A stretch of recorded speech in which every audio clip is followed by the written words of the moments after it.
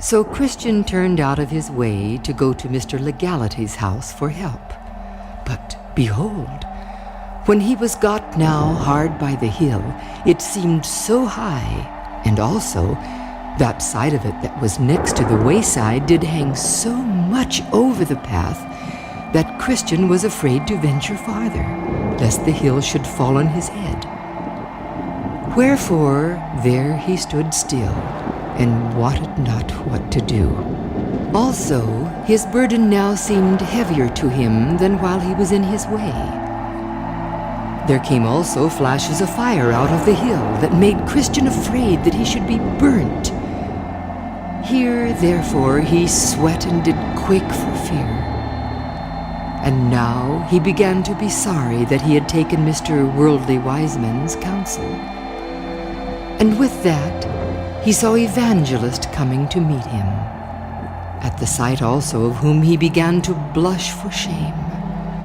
So Evangelist looked upon him with a severe and dreadful countenance, and thus began to reason with Christian. What doest thou here, Christian? Art thou not the man that I found crying without the walls of the city of destruction? Yes, dear sir, I am the man. Did not I direct thee the way to the little wicket gate? Yes, sir. How is it then that thou art so quickly turned aside? For thou art now out of the way. I met with a gentleman as soon as I had got over the Slough of Despond, who persuaded me that I might climb this Mount Sinai, and find at its top the village morality, where I might meet a man that could relieve me of my burden. I see. And so I foolishly believed him, and turned me out of that way into this, if haply I might soon indeed be eased of my burden. But when I came to this place, and beheld things as they are, I stopped for fear of danger.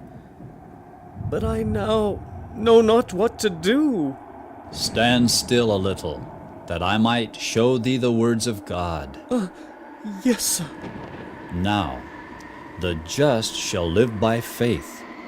But thou hast begun to reject the counsel of the Most High, and to draw back thy foot from the way of peace, even almost to the hazarding of thy perdition. Oh, woe is me, for I am undone. Stand thee up on thy feet. Yes, sir. Fear not, poor Christian, for all manner of sin and blasphemy shall be forgiven unto men. Be not faithless, but believing. Is it even so? May I be forgiven? Aye, if thou canst believe. All things are possible to him that believeth. I believe, only help thou mine unbelief. That man that met thee in the way was one worldly wise man. His counsel was near to be the death of thee. Yes, sir. The Lord says, strive to enter in at the strait gate, the gate to which I sent thee. For strait is the gate which leadeth unto life, and few there be that find it. Yes, sir. He to whom thou wast sent for thine ease, the man called Legality, is the son of the bondwoman which is yet in sin's bondage with all her children. She is revealed unto thee in this Mount Sinai. I, which I had greatly feared would fall on my head. So it would have been had thou not stopped.